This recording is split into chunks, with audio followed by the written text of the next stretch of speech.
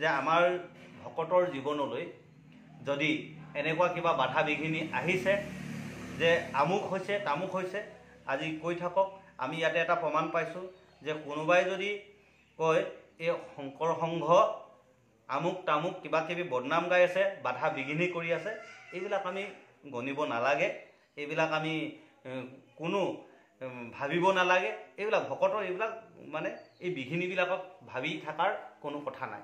এই বাধা বিঘিনি আহি থাকিব, এনেকৈ নৰকতো পেলাই দিব ভগৱন্তই। কাক পেলাইছিলে কওকচোন নৰকত? মাৰ্কেন্দ্ৰীয় মুনিক যেতিয়া ধ্যানত বহিছিলে, কামদেৱ সকলো আহিছিল। আমি সেইকাৰণে আমাৰ ভকতৰ একচিন্ত হ'ব লাগিব কেৱল ঈশ্বৰ কৃষ্ণৰ নাম। এই ওচৰত এইবিলাক কেতিয়াবা সাগৰৰ দৰে ওপৰ ঢৌ আহিব, আকৌ তললৈ পেলাই দিব, এনেকুৱা কি কৈছে ইয়াত বিভিন্ন ধৰণৰ মানে নাৰকীৰ জন্ম ওচৰত আহি গৈছে। তথাপি তেওঁ মানে সেইবিলাক ভাৱনা নাই, কেৱল কৃষ্ণ ভাৱনা। আমাৰ ভকতৰ কৰ্ম হৈছে কেৱল কৃষ্ণ ভাৱনা। এইবিলাক আমাৰ শংকৰ সংঘক ওপৰলৈ দলিয়াই দিছে, কোনোবাই পেলাই দিছে, কোনোবাই কিবা কৰিছে, কৈ থাকিবলৈ দিয়ক।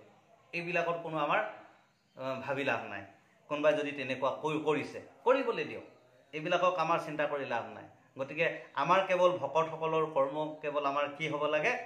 কেৱল ঈশ্বৰৰ কথা গুণানুকীৰ্তন আগবঢ়াই থকা, ঈশ্বৰৰ কথা আমি আগবঢ়াই নি থকা। কাৰণ সকলো ধৰ্ম কৰ্ম গৈ যদি ঈশ্বৰৰ কৰ্মতে পৰে, ঈশ্বৰৰ চৰণতে পৰে, কৰি থাকক। আমি কেৱল আমাৰ কৰ্মখিনি কৰিব লাগে। কৰ্মৰ দ্বাৰা আমাৰ উঠি অহা প্ৰজন্মক সুন্দৰ কৰিব লাগিব, আমাৰ উঠি অহা প্ৰজন্মৰ মন ভাৱনা চিত্ৰ ঠিক কৰিব লাগিব। আমাৰ প্ৰতিজন সেৱা বাহিনীৰ সন্তান যাতে পবিত্ৰ হয়, অপবিত্ৰ স্থানৰ পৰা আহি পবিত্ৰ হয়। আমাৰ প্ৰতিজন অসমীয়া সন্তানক আমি এনে এটা পৰ্যায়লৈ আগবঢ়াই লৈ যাব লাগিব যিটো নেকি পবিত্ৰতাৰ মানসিকতাৰে মনত ভাৱনা জাগিত হোৱা ক্লমক ভাৱবোৰ দূৰ হৈ কেনেকৈ একোজন পবিত্ৰ সন্তান সৃষ্টি হয় আৰু অসমখনক আগুৱাই লৈ যাব পাৰে, আমি তেনে এটা কথা আমি চিন্তা কৰিব লাগিব। আমাৰ প্ৰতিজন সন্তানে কেনেকৈ এইবিলাক য'ত ত'ত সোমাই কেপি খোৱা, ক'ৰবাত সোমাই ৱাইন শ্বপৰ পৰা ৱাইন লোৱা, এইবিলাক যাতে আমাৰ শংকৰ সংঘ যিবিলাক যুৱক যুৱতী আছে, আমাৰ সেৱা বাহিনী আছে, যাতে কৃষ্ণ সকলোলৈ সেৱা জনাইছোঁ, যাতে তেওঁলোকে সেইবিলাক কৰ্মৰ পৰা সদায় আঁতৰি থাকক আৰু পবিত্ৰ দিশলৈ আগবাঢ়ক, যাতে আনে আমাক আঙুলি টোৱাব নোৱাৰে।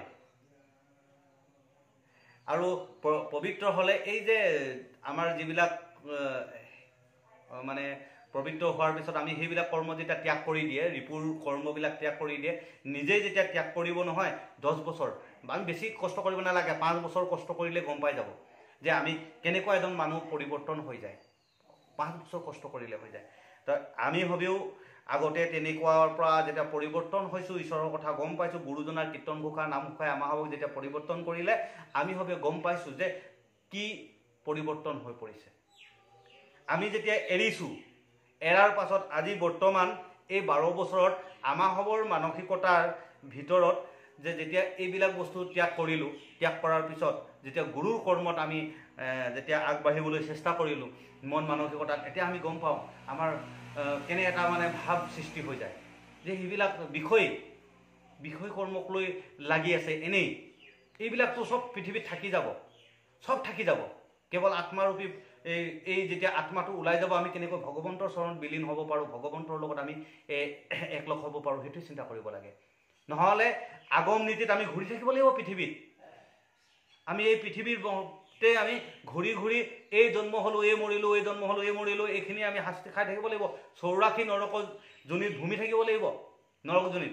গতিকে আমাক কি কৰিছে, এই ভগৱন্তৰ যি ঈশ্বৰৰ গুণানুকীৰ্তন কৰি একোজন পবিত্ৰ হ'ব লাগে। আমাৰ পবিত্ৰ স্থানলৈ আমাৰ প্ৰতিজন সেৱাবানী শিশু আই যুৱক যুৱতীসকল যাতে পবিত্ৰ হৈ আহে।